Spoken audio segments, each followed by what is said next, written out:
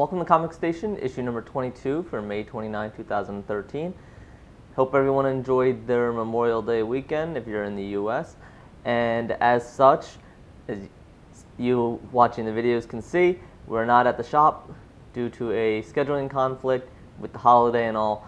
The comics will not be arriving in time for the video, so we'll be making do with some of our PDF editions that we do have from Image, Zenescope, and Dark Horse Comics.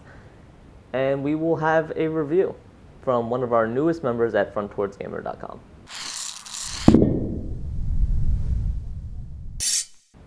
For the new releases today, for Comic Station issue number 22, we are going to go over some not issue number ones, but ones that we wanted to point out anyways. First of on that list is actually one of my personal favorites, and one we've seen on previous issues of Comic Station, is 5 Weapons. This is issue number 4 from Image Comics, and as we interviewed earlier in some of the previous issues, Jimmy Robinson was the author, artist, and just pretty much he did almost everything. This is one of my personal favorites. It's on my pull list, and it concludes where issue number 3 left off with the race with the archery club. I really like this series. It's an all ages appropriate, but it has fun. It's well drawn. It's plenty of little action, plenty of intrigue, a little bit of everything. Doesn't have to have actual hand-to-hand combat to be action. So I really like it. It's a great example of an all ages appropriate comic book out there. One of the main themes of this issue is more intrigue centering around the principal, her motivations, and it introduces a new, more dangerous character, and it leaves off on a great cliffhanger. The next one we're going to go over is Grim Fairy Tales Wonderland, Down the Rabbit Hole number 1 from Zenescope. This one takes place directly after Wonderland, but it's before and kind of during Return to Wonderland. This is a mind-bending, twisted tale of Alice, where she's now back in the human world. She has a family, but her mentality is in question here. She's getting seen by a doctor. She's seeing things, and basically Wonderland and the Jabberwocky are coming into the world and messing with her mind, and it makes for a very interesting theme of being creepy, maddening, gory at times, yet it still maintains a beauty and an intriguing story to it. The artwork is gorgeous, with the occasional oddities to the drawing theme. Every once in a while there's an image that just doesn't work, but overall it's beautiful artwork. I do have to say though, with previous issues that have been coming out with the Unleashed event, they have not been going over a lot of the gratuitous artwork per se that Zenescope is known for, and Down the Rabbit Hole is definitely right back into the gratuitous angles and strategic use of Steam to highlight some of their more female characters. So if you're into that, if you like Zenescope for that reason, you'll be happy here. Otherwise, it's a really interesting story. I like the calling into question the mentality of it. Along the same line with Grim Fairy Tales is their new Realm Knights issue. This is a one-shot, and this one is actually before a miniseries, but this is a simple one-shot. It happens after Unleashed 0, but before Unleashed 1, if you want to know a timeline.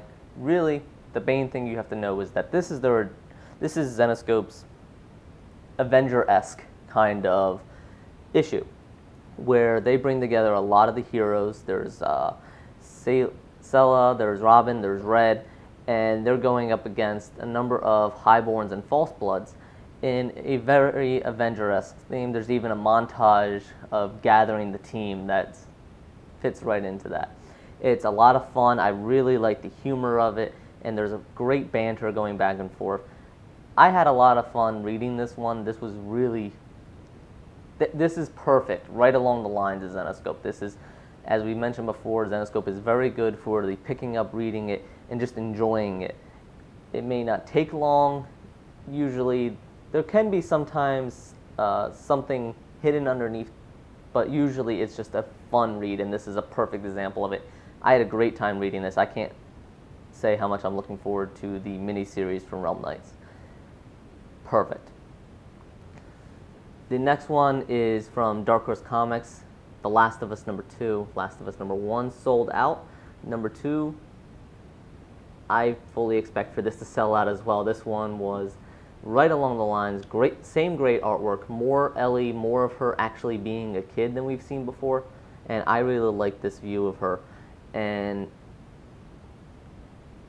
a lot of it really centered around just what happens when they relax a little bit.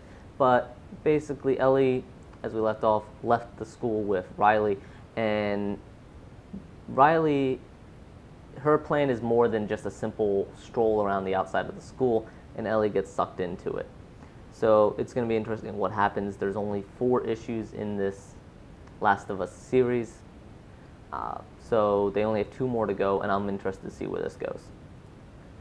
Since we can't get all the comics, and there are a number of them that we would have liked to highlight, I do want to mention a few.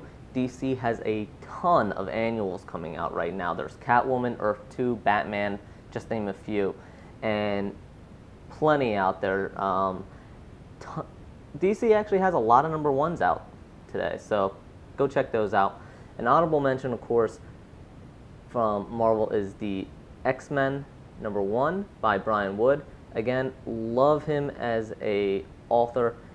He is a great writer. I love everything he does, and this one is of particular interest to me because this is a all-female X-Men cast, and I have heard nothing but good things about this, despite some people being a little upset that it's an all-female, but I personally really like this idea. And go check it out. If you're a fan of X-Men, if you want strong female characters, Brian Wood knows what he is doing with a strong female character, as you could see with Leia in his Star Wars run. Right, up next is a review coming from the newest member of FrontwardsGamer.com, Rob Mellesh. For the review today, we have the first review from Rob Mellesh, as he is the newest member of Front Towards Gamer. He has done some as a contributor, but this is his first one on Comic Station as a full member. He is going over Witch Doctor Malpractice #5 from Image Comics. This one, I really like Rob's review on this one. He opens up with, to quote Captain Spaulding, "Howdy folks, you like blood, violence, freaks of nature? Well, come on down." And that perfectly sums up Witch Doctor, where this is a miniseries featuring Dr. Vincent Morrow as he fights nightmarish creatures that most people don't believe exist, but he keeps us safe from these monsters. So Rob really liked the attention to detail that was given to the characters in the background. He said the artwork really stood out, but this is the artwork was by Lucas Kenter, and he really loved it. It gives the world and its inhabitants a well-rounded feeling. Rob specifically calls attention to the mannerisms of how Lucas Kenter's depiction of Dr. Morrow when things aren't going well, just the simple slumping of the shoulders and pouty feeling that he gets from him. It really made him relatable and gave him character. Going along with this, the quote I love from Rob's review, and I like to point this out a lot actually, and the quote from Rob from his review reads, "This is how serialized fiction is meant to be done. Brandon Seraf's script and Lucas Kenter's art do it in a macabre style." And that's perfect. That sums it up perfectly. The review made me want to go check out Witch Doctors. Is not a series I normally would have read, so going along with the theme of Comic Station, we'd like to point out ones that you may not read or you might have missed. Fits in perfectly. Rob even ends his review pointing out that it compares to The Walking Dead and offers that it could be a great comic-to-TV success along the lines of Walking Dead if fans were to back this up as much. From what I read of Rob's review, I agree. The artwork is very interesting. You should see the review on FrontTowardsGamer.com. There's maladies that are of the spiritual nature, of the magic nature, and fits perfectly in. and Rob gave it an 8.5 out of 10, which is a great. So go check it out. Finally, for our short issue today for Comic Station, I'm going to leave off with a special notice that Philadelphia Comic Con, right over the river from me actually, is happening this week from Thursday to Sunday. So hopefully Comic Station will have a number of reviews, maybe some features going on. So stay tuned. Hopefully we'll have some special one-shots coming up. All right, thank you very much. This has been issue number 22 for May 29, 2013. I'm Paul Nisi from Front Towards Gamer, and feel free to check us out. Let us know what you thought. I know this is a unorthodox issue today, but things happen, real life, so we do what we can. And check back next week. We'll probably be back to our normal format, back in the Comic Station shop. So, again, we will see you next week.